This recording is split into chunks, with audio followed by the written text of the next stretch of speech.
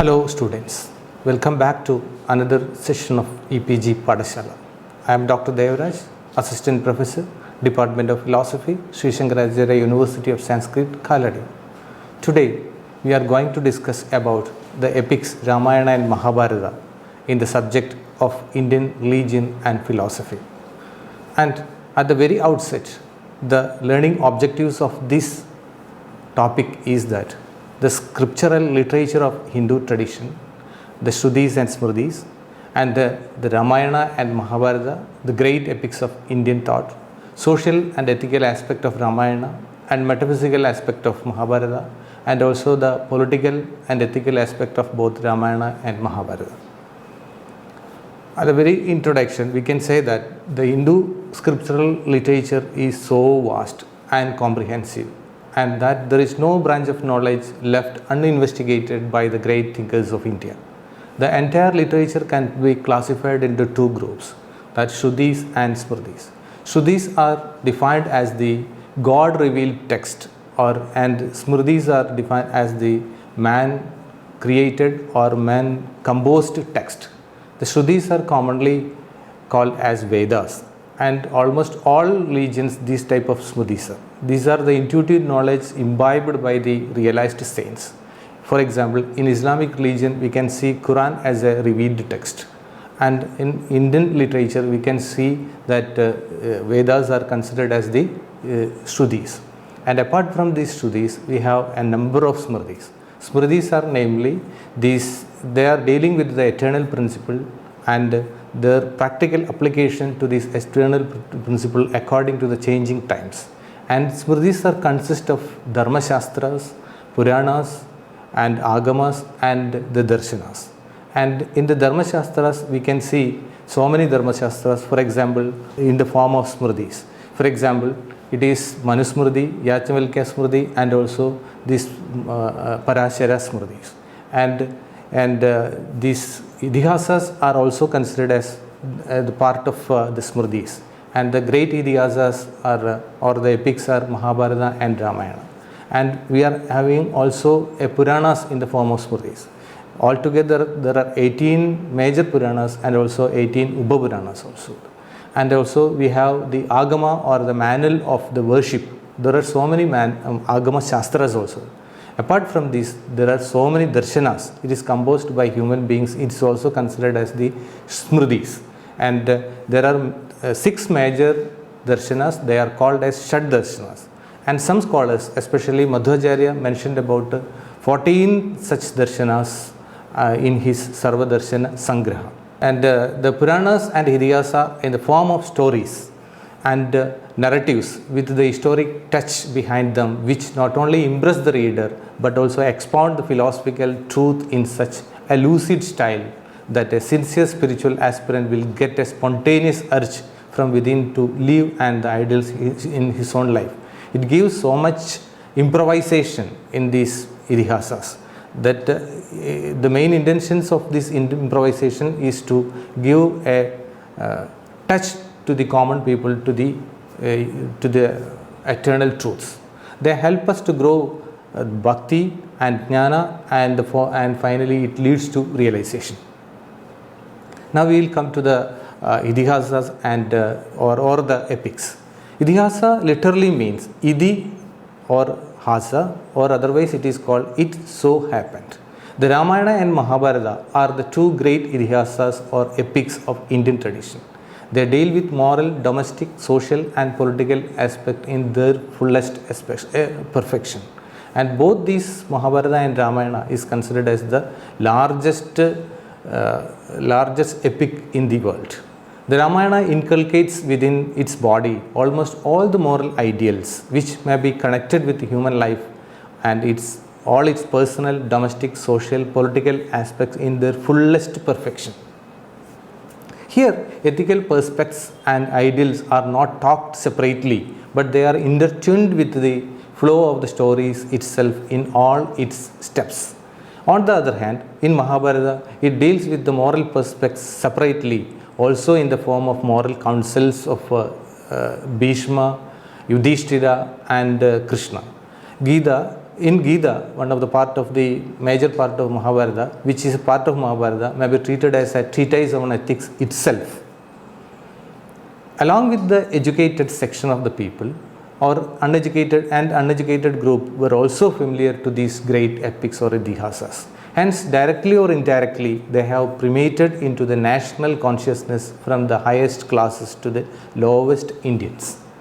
While the Vedas are very sophisticated, abstract, and it is very complicated, the Ramayana and Mahabharata form a popular Veda and provides them simplest and most graphic introduction to Indian thought and culture.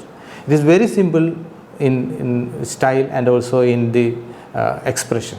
And every human being, every common man can also grasp its truth and grasp its eternal truth. Now we will come to the Ramayana portion. Ramayana is regarded as the first poetical work, or it is often called as Adi Kavyam, of purely human origin in the literature of India. And it's a traditional author, Valmiki, as the first Indian poet or Adi Kavi. He is called like because Valmiki is the first Indian poet who composed a poem or sloga. Before Valmiki, there are only mantras, and that is why Valmiki is considered as the first poet in Indian literature, and he is called as Valmiki or Adi Kavi. And Valmiki himself says, Sankalpika Artha Pradam Adi Kavyam. That means everything is in it, which means that with whatever Sankalpa which teach this book, you will get the fullest meaning of that perception.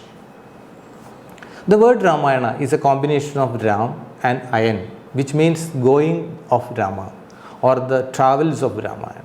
The Ramayana consists of 24,000 verses in 7 cantos divided into 500 songs.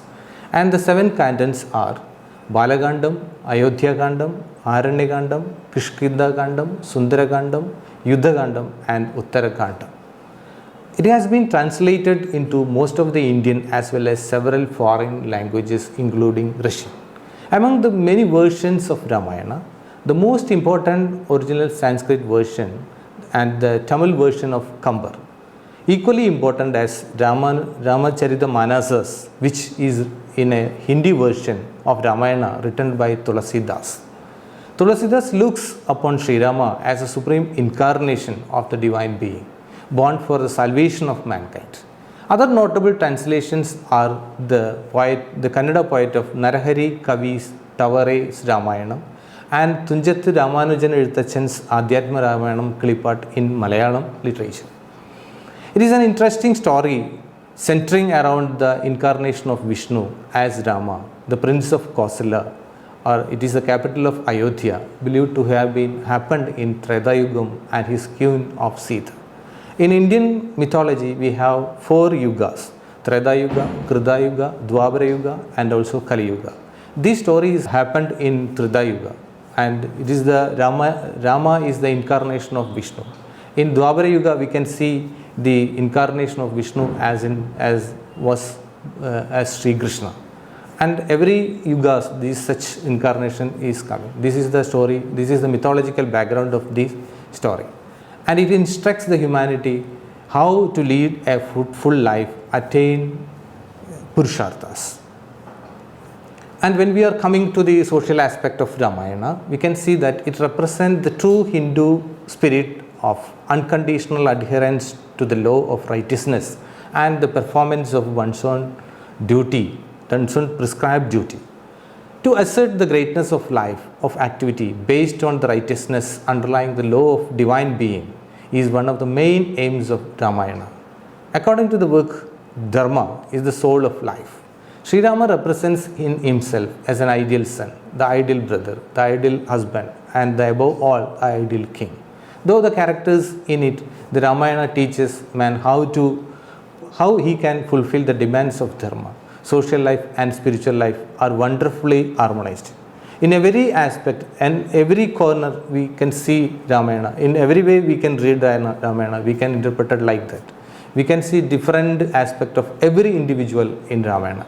Rama as a son, Rama as a father, Rama as a husband, Rama as a king, and Rama as a brother. How these aspect he fulfilling his duties as this different station in life. And Ramayana we can see bhakti, yoga, karma, jnana are fused into it. And we can see that the social life and spiritual life is beautifully harmonized in the Ramayana.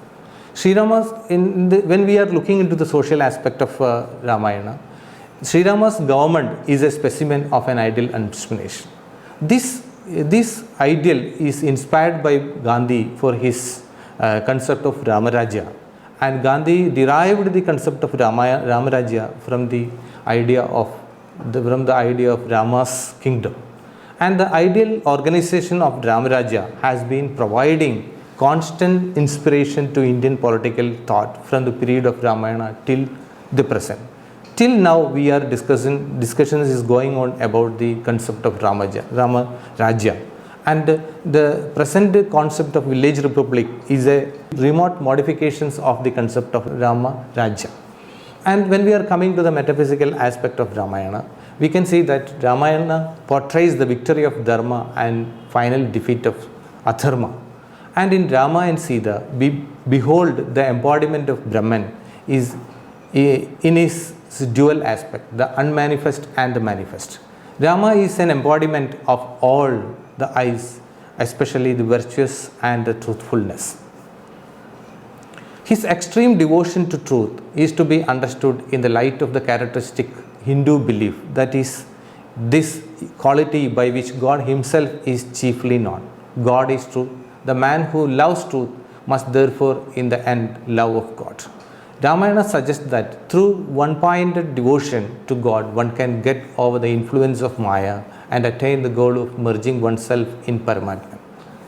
Here is a very beautiful picture of Ramayana. This picture includes this is a meaningful picture. In worldly life, whatever might be the spiritual progress one has to be achieved, he will never attain moksha unless he is detached from all worldly ties. This aspect is fully depicted the ascetic march of Sri Rama. This is the ascetic march. The meaning of this ascetic march is that Sri Rama was in front of the picture, Sita is in the middle, and Lakshmana at the back. While on their march, because of Sita's presence in the middle, Lakshmana could not see his brother properly, and at frequent intervals he used to request his sister-in-law to make room for him to see Rama. In this context, Sri Rama is to be compared to Paramatman and Lakshmana to the individual soul Jivatman.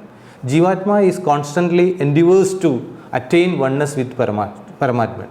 But Maya, here it is Sita, stands in the way with an intervention, yearning its possibility to get rid of Maya, to attain goal of merging oneself with Paramatman.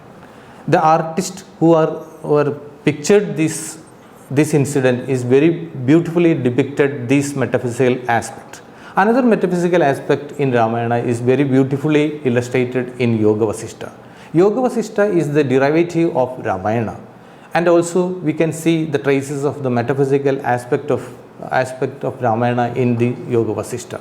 In this poem, sage Vasishta is the chief priest of King Dasharatha, is instructing Sri Rama about the unchangeable reality through many interesting stories. Here sage Vasishta is become a moral teacher to Rama. Rama, while he was young, had a feeling of detachment from the world, and he brooded on the fate of human beings. Vasishta, through this poem, convinced Sri Rama that by right thinking and diligent discrimination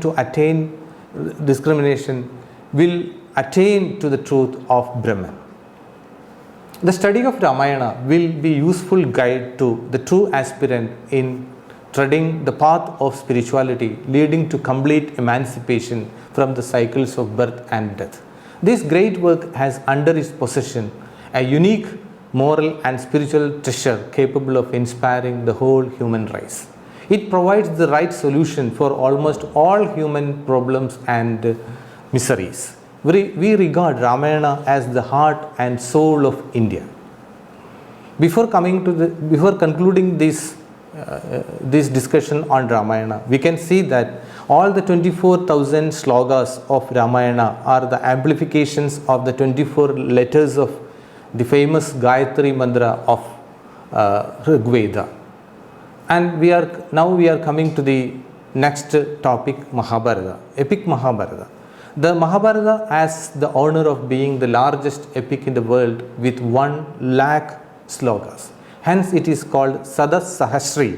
It is the monumental work of the great sage Krishna Dvaipayana or Badarayana Vyasa, commonly known as Veda Vyasa, because he has the person who first collected and codified the Vedas. And scholars sometimes says that Mahabharata is the biggest epic in the world. It is when it is compared to the Western classics of Greek mythology, namely Iliad and Odyssey of Homer, it is 8 times bigger than the Iliad and Odyssey it put together. That is the clearly states the longest or the vastness of the Mahabharata. It has 1 lakh slokas, consist of 18 sections or parvas. It considered the 5th Veda, and Bhagavad Gita forms the part of which comes under Bhishma Parva. By composing this great epic, he brought religion and the value system more closely to the common people, as it was enough to know the highest truth given to the Vedas. And Mahabharata, many scholars consider Mahabharata as the 5th Veda of Indian tradition. The 18 parvas are Adi Parvam, Sabha Parvam, Aranya Parvam, Virada Parvam, Udyoga Parvam, Bhishma Parvam, Drona Parvam, Karna Parvam, Shalya Parvam, Saubadika Parvam, Stri Parvam, Shanti Parvam, Anusana Parvam, Ashwamedha Parvam, Ashramavasa Parvam, and Mausala Parvam, and Mahaprasthana Parvam, and Sorga Parvam. Through the core event of this epic is the great battle of Kurukshetra between Pandavas and Kauravas. There are hundreds of other major stories also linked with it. It deals with almost all subject in it. Hence it is given as Yada Hasti Tadanyatra Yane Hasti Na Kutra Chit. That this slok means that that which herein called can be seen elsewhere, but that which is not herein cannot seen anywhere else. That means everything is in it. Nothing is left uninvestigated or untold by the author of Mahabharata. The guiding spirit through the epic of Lord Krishna and its central theme, Yat Dharmas Tadojaya, its underlying theme concerns moral duty and right conduct. When we come to the ethical aspect of Mahabharata, we can see that Mahabharata, in the central teaching of Mahabharata, is condensed in Bhagavad Gita. And the Mahabharata deals with moral perspectives in the form of moral counsels from Bhishma, Vidura, and Lord Krishna, etc. Bhagavad Gita is considered as a treatise in ethics itself. According to Mahabharata, the primary aim of moral conduct is social welfare, and it propounded the internal conception of the reality. And the basic philosophy of Bhagavad Gita is that ideal of Nishkama Karma. This ideal leads us to the ideal of Nishkama Karma, and it leads to the attainment of liberation. Ethics of Bhagavad Gita may be shortly described as an advice to practice of Nishkama Karma and Sudharma. And the former means passionless action, and the later means one's duty in accordance with one's own station in life as determined by one's own Varnashrama Dharma. Bhagavad Gita holds that God's realization is the ultimate end. It is the sole end of all actions. It has preached the Dharma of Varnashrama, but the fulfillment of Dharma becomes a duty because it has been ordained by God. The daily duties also have been ordained by God. The daily duties also have been elaborately discussed in Bhagavad Gita, according to which every man has some determined action to perform. He can achieve his ultimate end and also the social end by performing and determining actions. The ethics of Gita synthesize both social and individual interest.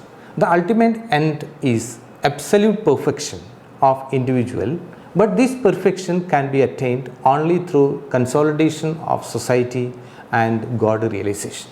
According to Gita, the only way of freeing the soul from the various limitations is social service and devotion to God.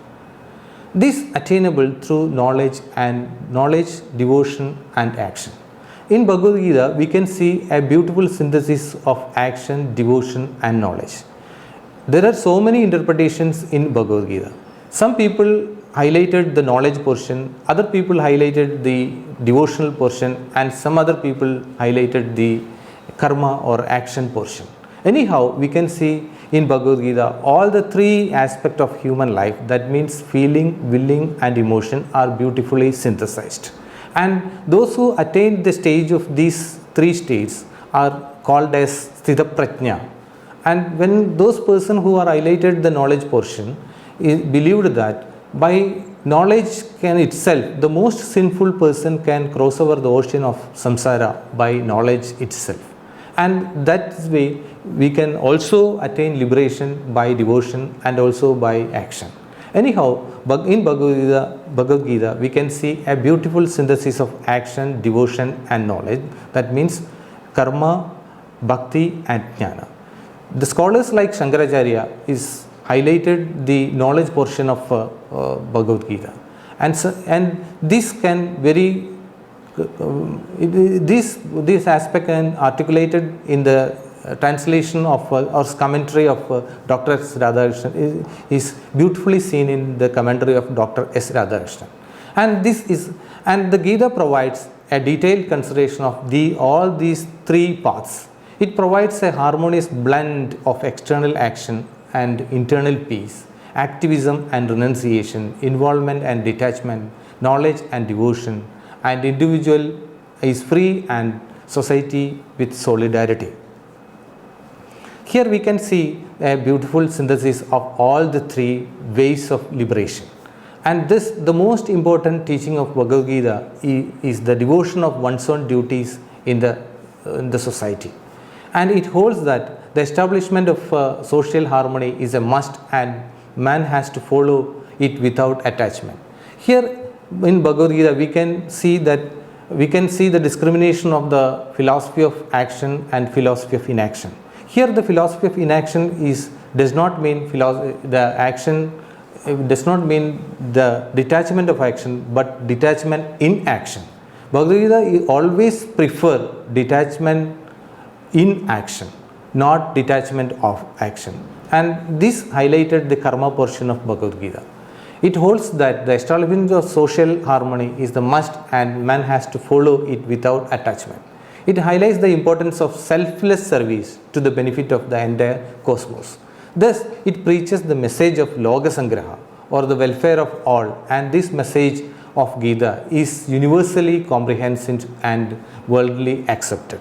And the Loka Sangraha is the central principle of Bhagavad Gita. That means those who are attained liberation is work for the liberation of the entire humanity. He never runs away from the society. He must continue in the society in order to lift the entire people.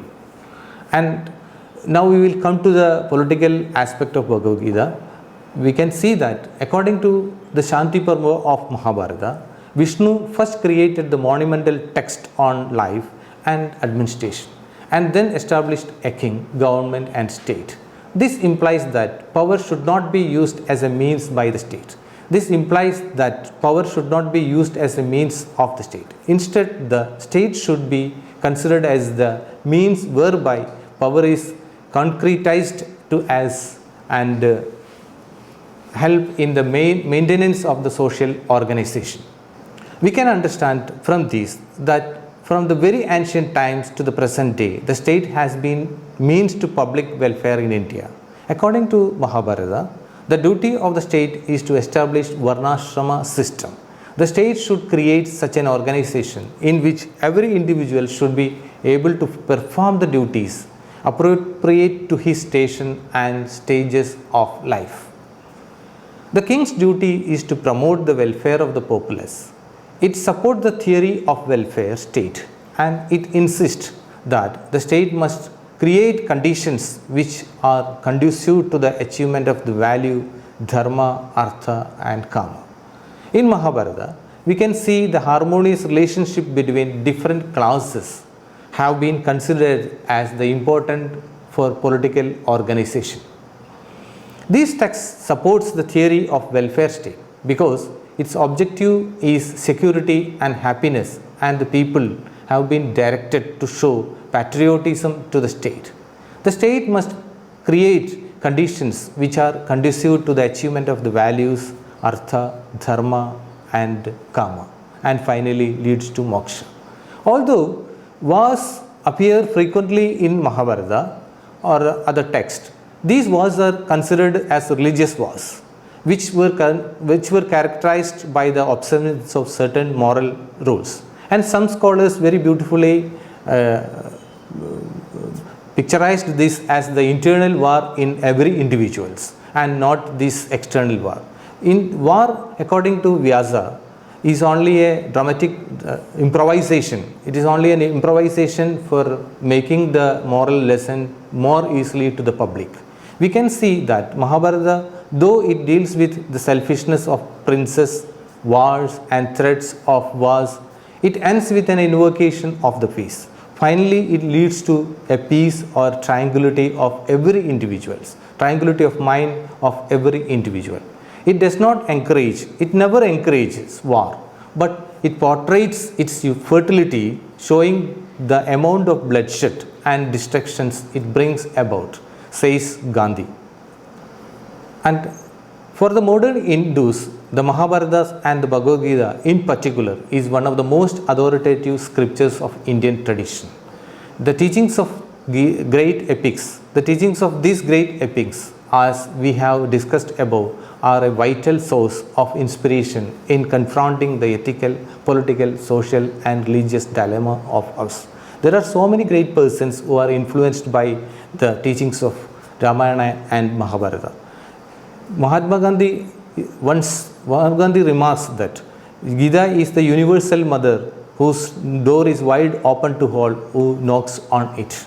And likewise, so many great personalities are often read and they are highly inspired by the teachings of the Mahabharata and Ramayana.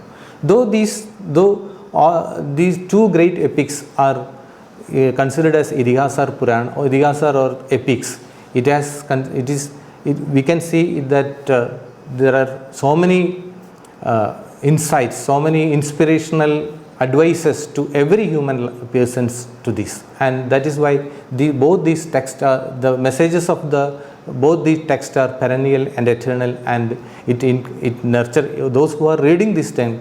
They can inculcate so many moral ideals from these lessons.